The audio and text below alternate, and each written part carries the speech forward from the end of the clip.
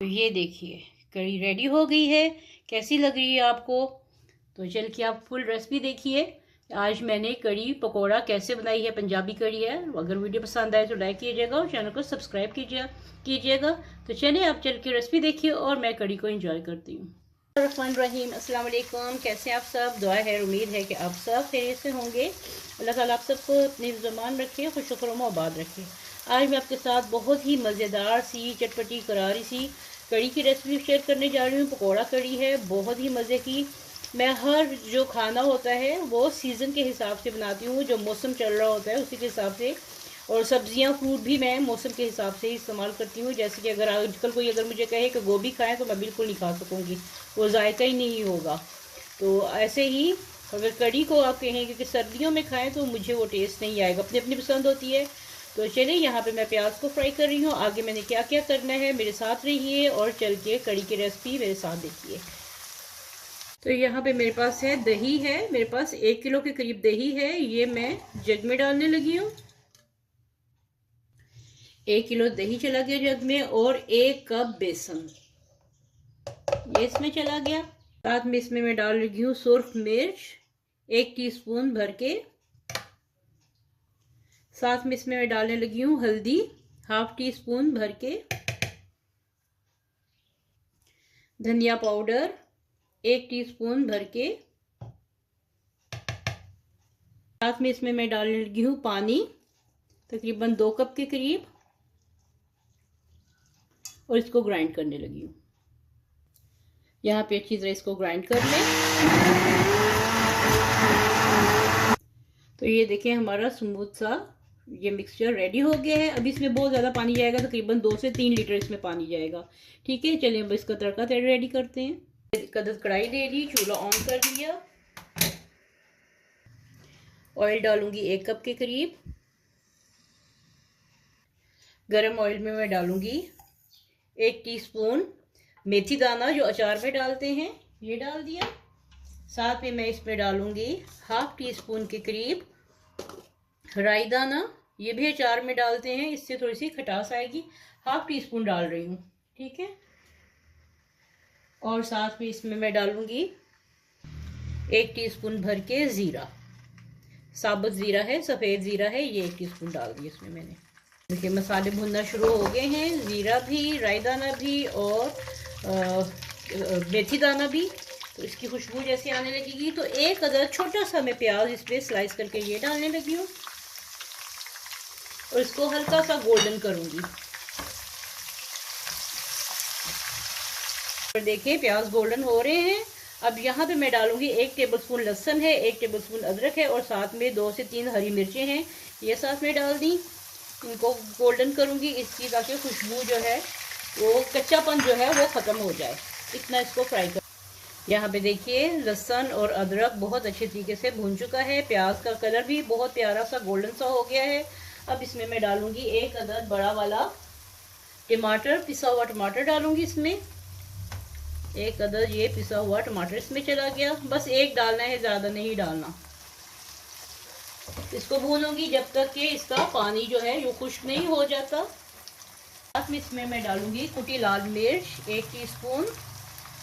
सुर्ख मिर्च मैंने उसमें डाली है, कुटी लाल मिर्च जो दही का अमेज़ा है उसमें मैंने डाली है और कुटी लाल मिर्च मैंने इसमें डाल दी है। आप हस्बे जायका नमक मिर्च रखिएगा क्योंकि हरी मिर्चें भी आपने डाली हैं। यहाँ पे डालूंगी 1 दालचीनी का टुकड़ा, साथ में 1 अदद तेज पत्ता, साथ में मैं इसमें डाल लगी हूँ 3 अदद काली इलायची और थोड़ी सी कश्मीरी लाल मिर्च, ये तकरीबन 1/2 टीस्पून जाएगी इसमें। ये भर के इसमें डाल दें और थोड़ी सी भुनाई करूंगी इसकी। अभी तक देखिए मैंने इसमें नमक नहीं डाला, ना ही मैंने बेसन वाले मेज़े में डाला है और ना ही मैंने ये मसाले में डाला है। कब डालना है साथ रहिएगा, फिर आपसे शेयर करूंगी किस वक्त इसको डालना है। इसको मैं अच्छी तरीके से भून रही हूँ। यहाँ पे देखिए मसाला बहुत अच्छे से भून गया है और उसका कलर देखें। और अब मैं इसमें डालूंगी पानी।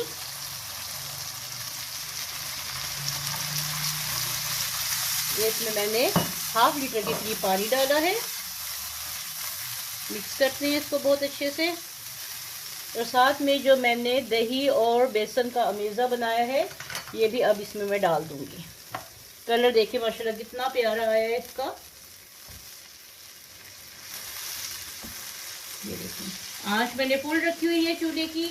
ये इसमें डाल के साथ साथ अब इसको मैं पकाती जाऊंगी और इसको उस वक्त तक नहीं छोड़ना जब तक कि इसमें एक उबाल नहीं आ जाता। ये ना हो कि एकदम से ये इसकी ढेलियाँ जम जाए बेसन की या दही की फुटियाँ बन जाएं, तो इसलिए इसको अच्छे तरीके से मिक्स करते जाना है। पानी ठंडा पानी मैंने पहले इसीलिए मसाले में डाल दिया था कि एकदम से गरम गरम मसाले में ठंडा अमेज़ा ना जाए दही का। मज़ीद इसमें हाफ लीटर पानी में डाल रही हूँ, तो तकरीबन ये 2 लीटर के करीब इसमें पानी गया है। एक बार ये पकेगा फिर मैं इसमें मज़ीद 1 लीटर और डालूँगी पानी, ताकि दही और बेसन जो है बहुत अच्छे तरीके से पके उस वक्त तक जब तक कि बेसन का जो कच्चापन है वो ख़त्म नहीं हो जाता, इसमें थिकनेस नहीं आ जाती, तब तक मैं इसको पकाती जाऊंगी। जब एक उबाल आएगा आगे क्या करने मैं आपसे शेयर करती हूँ। इसे आपने उबाल आने तक मुसलसल चम्मच चलाते जाना है। अगर मुसलसल चम्मच नहीं चलाएंगे तो दही फट जाएगा, उसकी फुटियाँ अलहदा से बन जाएंगी और बेसन जुड़ा जुड़ा सा हो जाएगा, उसकी ढेलियाँ अलहदा से बन जाएंगी। तो इसलिए जब तक इसमें एक उबाल नहीं आता मुसलसल चम्मच चलाते रहें। दही में देखें कड़ी में देखें उबाल आना शुरू हो गया है, साइडों से बबल बनने शुरू हो गए हैं। अब इसमें मैं डालूंगी नमक। आंच को थोड़ा मैंने हल्का किया है और साथ में इसमें हस्बे जायका नमक डाल दे। मैं डाल रही हूँ 1 और 2 टीस्पून भर के, या फिर आप हस्बे जायका डालें। इसको मिक्स करूंगी, थोड़ा सा चख लूंगी, उसके बाद मज़ीद कितना डालना है ये आपसे शेयर करती हूँ। अब इसमें मैं 1 टीस्पून और लेवर्ड 1 टीस्पून ये नमक डाल रही हूँ और टोटल ये 3 टीस्पून इसमें मैंने नमक डाला है। चलिए जी अब आ जाते हैं पकौड़ों की तरफ। पकौड़ों के लिए मैंने लिया है 1 प्याज। वो अपने हस्बे ज़रूरत जितने पकौड़े इसमें डालें, कम ज़्यादा मैं इतने डालूंगी नॉर्मल, क्योंकि मुझे कड़ी ज़्यादा पसंद है। हमारे घर में कड़ी ज़्यादा खाई जाती है और पकौड़े कम उसमें, लेकिन पकौड़े होने चाहिए। और इसमें मैं डालूंगी लेवर्ड 1 टीस्पून ज़ीरा, सूखा धनिया 2 टीस्पून दरदरा सा कुटा हुआ सूखा धनिया इसमें चला गया, सुर्ख मिर्च 1 टीस्पून, इसमें सुर्ख मिर्च चली गई। कुटी लाल मिर्च इसमें मैं डालूंगी हाफ टीस्पून।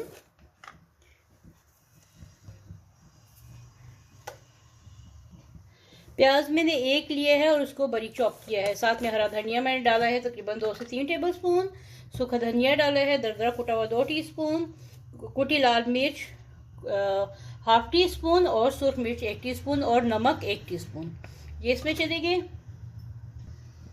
पहले इन सबको मिक्स करते हैं।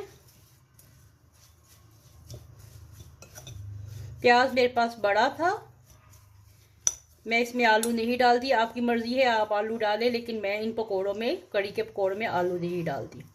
ये सारा मिक्स कर दिया। साथ में 1 कप बेसन या हस्बे ज़रूरत, पकोड़े आपकी मर्जी है, जितना मर्जी खुला बनाए वैसे भी खाए जाते हैं।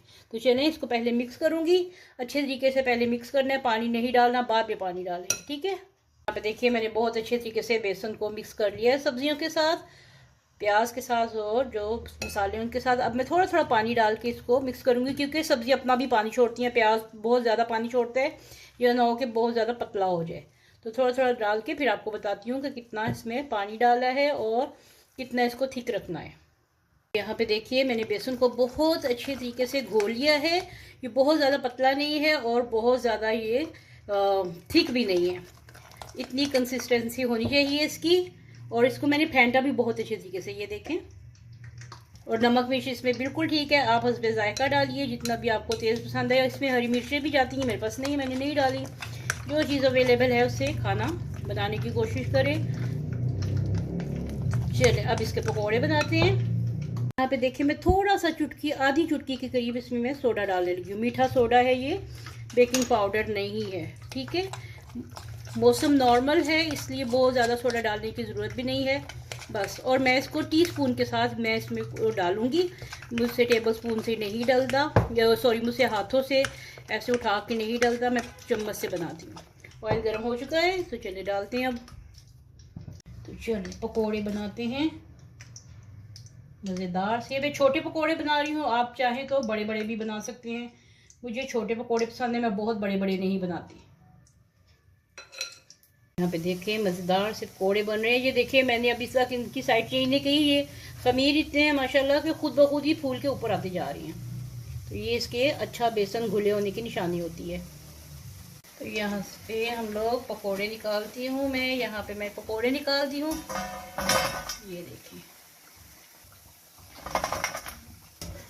ये पकोड़े निकल रहे हैं, गरम गरम से पकोड़े निकल रहे हैं। तो चलिए बाकी के भी बनाते हैं। तो ये देखिए फिर से मैं पकोड़े डाल रही हूँ बाकी के। छोटा साइज अच्छा रहता है, जितने खाना है खाएं एक एक बाइट के, वो ज़्यादा आसानी रहती है बजाय बड़ा बड़ा डालने के। अगर आप भूल रहे हैं तो प्लीज़ वीडियो को लाइक कर दें अगर आपको रेसिपी पसंद आ रही है तो, और चैनल को सब्सक्राइब कर लें।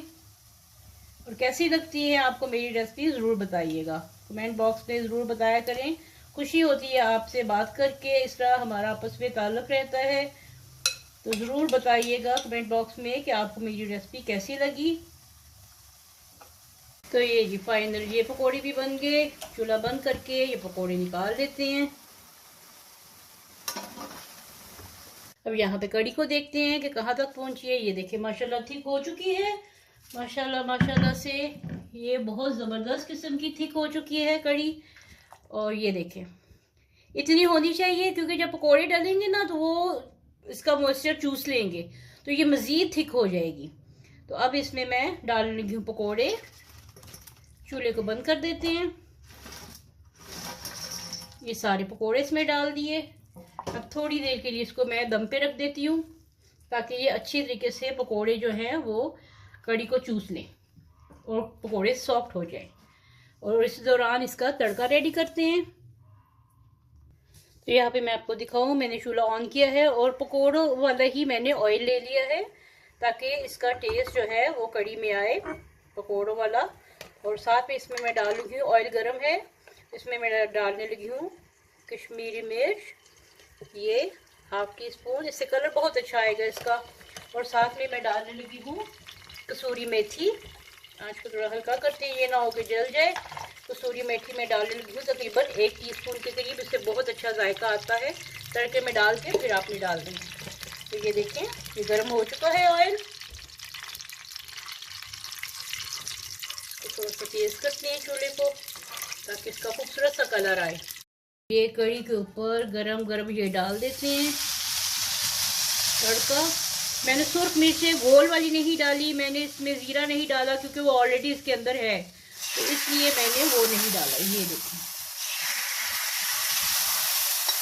चाहे तो चावलों के साथ खाए, नान के साथ खाए, मैंने चावल के साथ इंशाल्लाह इसको सर्व करूंगी। तो कैसी लगी आपको आज की मेरी ये रेसिपी ज़रूर बताइएगा कमेंट बॉक्स में। और अगर वीडियो पसंद आए तो लाइक कीजिएगा, चैनल को सब्सक्राइब कीजिएगा।